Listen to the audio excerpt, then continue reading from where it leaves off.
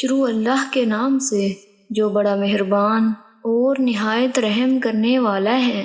السلام علیکم ورحمۃ اللہ وبرکاتہ۔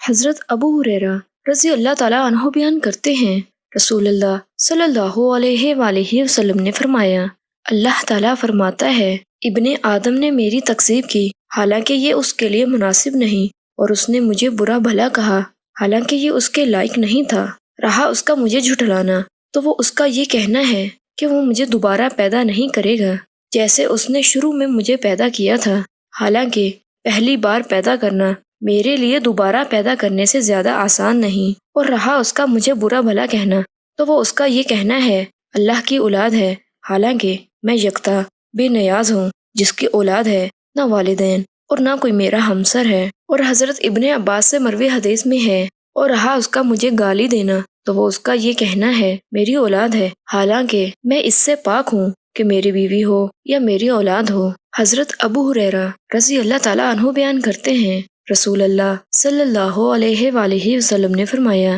اللہ تعالیٰ نے فرمایا، ابن آدم زمانے کو گالی دینے کے باعث مجھے تکلیف پہنچاتا ہے، حالانکہ میں زمانہ ہوں، تمام معاملات میرے ہاتھ میں ہیں، میں ہی دن رات کو بدلتا ہوں۔